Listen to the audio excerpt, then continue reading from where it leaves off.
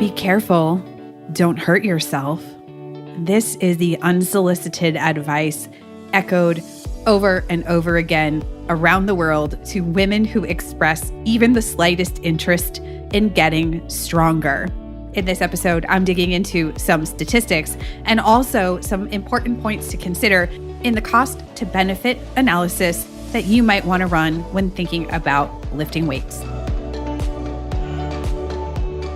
Welcome back to the podcast. Thank you so much for being here. This is episode 351, and we are going to be digging into a topic that is a bit ranty for me, and it is this notion that when women express the interest in getting stronger or lifting weights, one of the most common things that people say to shut us down is, be careful, don't get hurt. There is so much wrong with this statement, and I'm going to be digging through this today on this episode. So it could get a little fiery. We always have an explicit rating on this show, but if you have sensitive ears listening, make sure you pop those earbuds in now. Before we dig into the show, remember, if you are ready to get your nutrition sorted when it comes to getting stronger, you're lifting weights, you're putting in the effort in the gym, you're challenging your body, but something about your nutrition is not on point, then I really want you to jump on the wait list for my group coaching program. Strength Nutrition Unlocked is going to be coming back again in the fall, and we're going to open doors to the wait list first. So you can go ahead and put your name on the wait list to find out more about the program when it opens in the fall. And you can do that at stephgaudreau.com/link.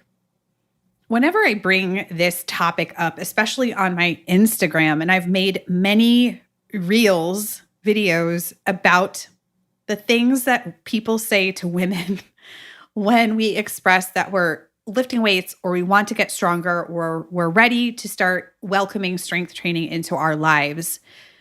And every time I do that, I get 2 or 3 reactions. The first reaction is of women saying, fuck yes, this is so annoying. And it happens to me all the time. So for example, on my latest reel about this topic, the Wild Unschooler said, yep, I've heard this one many times. Grit Goes Global said, as a nurse in women's healthcare, do these people even understand anything about women's bodies? Clearly not. Hashtag osteoporosis prevention, hashtag osteoporosis treatment. And Kwanzi said, I just had this yesterday from a guy I'm talking to. Quote, stop the gym now, especially at 35. You should be doing gentle exercise like walking. That's all you need. I mean, so every time I talk about this, women share their stories over and over and over again about people who chime in with their unsolicited advice and warnings. The other response that I get is from people who are taken aback a bit and say, gosh, I've never had anybody say that to me. And the third response is sometimes from men, frankly, who are brave enough to say, oh, well, that doesn't really happen, does it? It always boggles my brain. And this topic really is central to a lot of the work that I do, because I know that the warnings that I heard by going out in the world and kind of reading things in magazines and stuff like that. I mean, we're talking about, I've been strength training now for 11 years, but I had that notion as well that I couldn't be strong and that there was something inherently dangerous about lifting weights. Now, mind you, at the time, I was doing a ton of endurance sports, endurance work, mountain biking. I was doing triathlons. I had been running half marathons and marathons. So I was no stranger to physical activity, but there was something about strength training that was super scary to me. And I know that that was reinforced by a lot of the things that I heard in the world. Before I start picking bones, because I have a lot of bones to pick on this topic, here's the thing. I have never in my life heard someone make the same warning to a man. Now, I'm sure it's happened, but I have never experienced that. I've never had anyone share a story with me. Nothing of hey, you know what? If we want to be fair and warn everybody, that's one thing. But this is almost exclusively said to women. And the other piece about this that really irritates me is that women already have enough barriers to beginning a strength training practice without everyone giving their unsolicited opinions. And there is so much here to potentially deconstruct, so many layers about representation, who sees themselves in strength training environments, access, safety, and feeling safe in a particular strength training environment. I mean, there are so many layers, so many barriers that women specifically experience when they think, you know what, I'm curious about this, but there's a lot that's holding me back. And I'm really clear here to not blame women in general for this. We are the ones who are struggling with this idea. And there are a lot of ways that systems are set up to continue to perpetuate this stuff. And a lot of it is super sexist. So there's that. But if we take a zoom out for a second, let's think about this. First and foremost, when you look at these statistics about the percentage of adults aged 18 and over who are meeting the physical activity guidelines for movement, according to the CDC and the WHO, well, this data comes from the 2018 National Health Interview Survey. So this is based on the US. The number of adults who are meeting the aerobic physical activity guidelines is a hair over 53%. Now, those physical activity guidelines are 150 minutes of low to moderate intensity cardiovascular activity a week, or 75 minutes of vigorous cardiovascular activity. So a little over half of adults are meeting that guideline.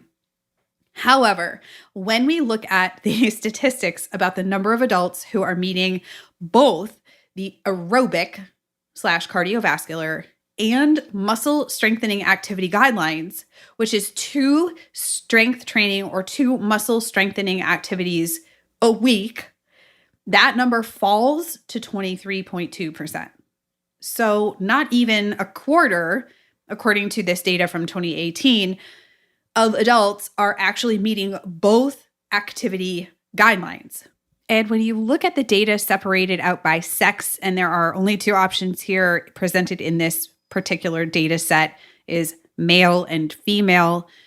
But when you look at the data about women or females, it is showing that we are scoring lower here than males. So overall, total is about 23%. However, men or males represent a higher percentage that are actually meeting the guidelines when you separate it out by sex. Under 20% of women are meeting this guideline for both aerobic and muscle strengthening activity. So why in the flying fuck are we telling women to be careful, that they should not train, that they shouldn't lift weights, that they should only lift 5 pounds, when clearly this is a huge need in terms of meeting the guidelines, but also because of all the benefits that strength training brings to us in terms of health and well-being? So why are we discouraging women from picking up weights or doing muscle strengthening activities in the freaking first place? That's one of my beefs. When you look at, okay, so the question then becomes, well, isn't all physical activity inherently risky? Yes, of course, there is a risk to any kind of physical activity, whether that's non-exercise physical activity, that's engaging in purposeful exercise, a training plan, whatever you happen to call it. When we move, there is an inherent risk that comes along with moving. And I think what we mess up is, when we're thinking about this, is that, first of all, considering risk mitigation when we're talking about lifting weights is just smart.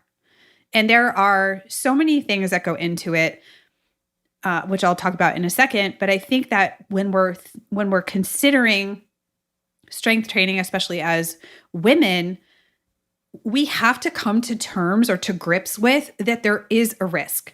And that if we're smart about it and we're doing our due diligence and we're not being an egomaniac, and in my opinion, ego is one of the most dangerous things in a gym, there will always be an inherent risk. However, the benefits far outweigh the risk of lifting weights. So no, we can't stick our heads in the sand and pretend that there is no chance of getting hurt. I mean, I could climb on the stepladder in my kitchen and fall off and hurt myself as well. I could step off of a curb and pop my Achilles. There are so many different ways that we get hurt as human beings in day-to-day life, not to mention all sorts of other activities that we participate in that carry a risk. And yet, women are dissuaded from lifting because we could get hurt. And people literally tell us, be careful, don't get hurt. I think when it comes to thinking about how you can mitigate some of that risk, if you have the means to do this, learning lifting from someone who can assess your current movement patterns, your strengths, your areas of weakness or of potential development, someone who knows your goals, someone who can provide a progressively overloaded strength program with your unique situation in mind, at least at the beginning for the first few months. If you can eke that out and work one-on-one or in small group with a trainer or a coach, that's going to give you a lot of education in terms of understanding how to do things like properly warming up, what is mobility, and how do we work that into our training, how to, yes, progressively overload our lifting. Recently, I heard from someone on social media, and they were saying that they were doing the same exact exercise 5 times a week. That is not generally going to be a smart thing long term. So when I asked, who is doing your programming, the answer was, I'm doing it for myself. So I would encourage you, at least at the beginning, if you can, work closely with someone who can really help you understand how do you use equipment in the gym correctly. For example, how do you lap the dumbbells that you're going to use to do an incline bench press? How do you safely load and unload a bar? We take these things for granted, but when I was doing my Olympic lifting coaching training, as well as working with my mentor coach, the biggest thing that we always talked about was safety. Safety comes first, and that comes from, being smart in your environment, not leaving your fucking weights around so people can trip over them, all sorts of things like that. But yes, do your due diligence. And if you can work with someone on it, please do, because you're going to learn a lot about your unique body. Of course, tons of people put out free information online. It doesn't always apply to your unique situation. So now digging into some of the other statistics that I was able to find, a 2019 National Safety Council report looked at the number of injuries that were reported to emergency departments. And here are the top 10 categories, The first is exercise with or without exercise equipment. I'm not 100% sure what that means, and I failed to be able to find more detail on that in my search. I'm sure it's out there. I just wasn't able to find it. Does that mean weights? Does it mean weight machines? Does it mean treadmills or stair steppers? I don't really know. But what's really telling is what falls next on the next 2 things on the list. So 468,000 were in that category. Bicycles and related bicycling equipment was 417,000, and then basketball, 403,000. So what I'm not trying to say here is that, again, lifting weights is not without risk or potential for injury, but that there are other sports that people participate in and play where we don't have the same warning typically. Now, next on the list to round out the top 10, football, playground equipment, ATVs, mopeds, and mini bikes, swimming pools, soccer, baseball, softball, and skateboards. So those were the top 10. I think what's particularly challenging for me in this scenario and other women who have been warned off of things like weightlifting or lifting weights is that a lot of adults participate in team sports, whether it's intramural or intra-league or just for fun or whatever it is. And there are tons of sports that people participate in pickup leagues and things of that nature where people get hurt all the time. And we just do not hear, I just don't ever hear. I don't know, you can let me know. Has anybody ever warned you about being careful? But if somebody says, hey, I'm going to go to the park and, play this sport with so-and-so, I can't imagine that people are saying, oh, you should be careful, you might get hurt. So maybe I'm wrong on that, but that's just what I've seen in all of my years of strength training and as being a coach and being on the internet for the last 10, 11, 12 years and being in communities is that these are the stories that people are telling me. I just don't see the same outrage / cautionary tales about other types of physical activity, which carry a risk of their own. So there's that. If we go back a couple years before that, we have a systematic review published in 2016 called The Epidemiology of Injuries Across the Weight Training Sports. This is quite interesting because it digs into strength sports and the risk for injury per lifter per year, and also the injuries per 1,000 hours of training and competition. I'm not sure at what level they looked at here in terms of elite versus recreational, for example.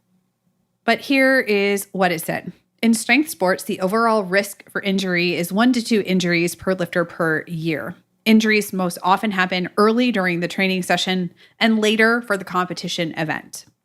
While the majority of the research we reviewed utilized retrospective designs, the weight training sports appear to have relatively low rates of injury compared with common team sports.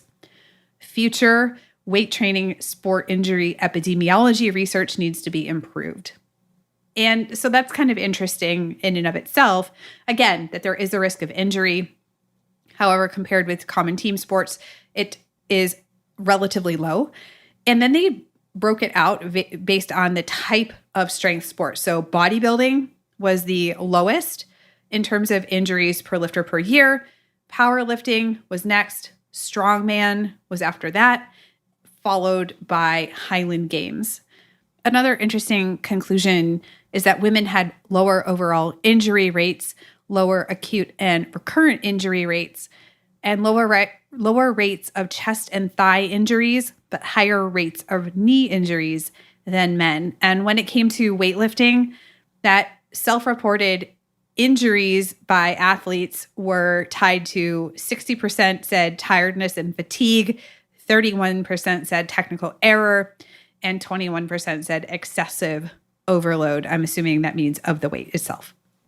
The interesting thing here is that when we're talking about strength training as a means to help prevent injury in other sports, rarely does it get the spotlight that it deserves. I think it's more common in recent years for people participating in endurance type events or more cardiovascular type sports to have the awareness and to receive the education that actually strength training makes you better at those sports and helps prevent injuries in those other sports because you are strengthening your muscles in ways that you might not be doing it whilst training for your sport itself. And not to mention that in some very common sports like cycling or swimming, you're not getting any impact. Of course, your mileage may vary there, but overall, we do need some kind of impact training so that our bones actually get stronger.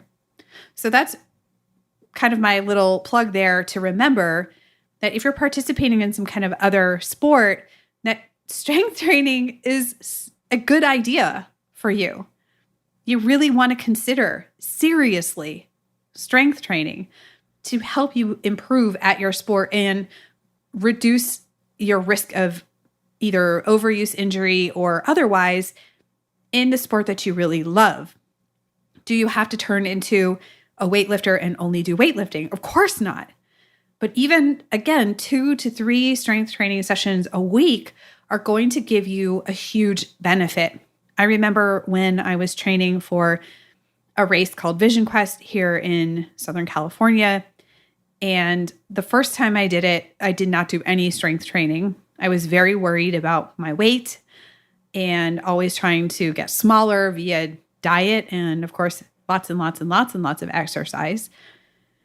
And I was concerned that if I lifted weights, I would just become much heavier and that would make me slower on the bike. Fast forward a few years later, I had been doing CrossFit for, I want to say, about 6 months at that point when I started training for this race, and I was going to do it again. And I changed up my training. I started doing more intervals and Tabata and things like that with my cardio training, of course, on the bike. But I also was lifting weights. And when I went and did the race again 3 years later, the only significant difference in my training was probably less long, slow distance riding. So there was that. But I had started lifting weights a few times a week. I cut at least an hour off my time, right around there. Same exact course that I had done 3 years prior. Because it wasn't a controlled experiment, it's hard to say exactly whether strength training was the definitive thing that helped me improve my time by over an hour, over an 8 or 9 hour race, just to give you some context. It's a very long race. And at the end of the day, though, it was the biggest thing that I had changed in my training was getting stronger. So if you're a runner, you do Brazilian Jiu-Jitsu, so all my fellow Jits players out there, whatever you're doing, triathlons, if you are into team sports, you need to seriously consider lifting weights at least twice a week, if not 3. You'll be a better athlete at your sport because of it. And then, of course, when it comes to understanding the needs of our bodies as we get older, and particularly for women when it comes to bone mineral density, it is extremely important that we are building stronger bodies as a smart investment against potential future issues, like the age-related muscle loss that we all experience. Once we hit roughly age 30, we're going to start losing muscle unless we do something to actively prevent that. And that's strengthening our muscles by resistance training, i.e., lifting weights. We have also the tendency to lose bone mineral density unless we are doing the training that's going to help to prevent that bone loss. And you heard the quote from earlier at the top of the show that I read off from Instagram from the nurse who talked about osteoporosis, about understanding that lifting weights helps to prevent against bone loss. And there was a recent study that came out that showed not just to stall bone loss, but to actually rebuild, to remineralize bone. So could we potentially reverse bone mineral density loss? According to this recent study, yes. And of course, as we age as well, we tend to have issues with things like balance, coordination, stability, falling. And these aren't really the things that I find most people want to talk about or think about.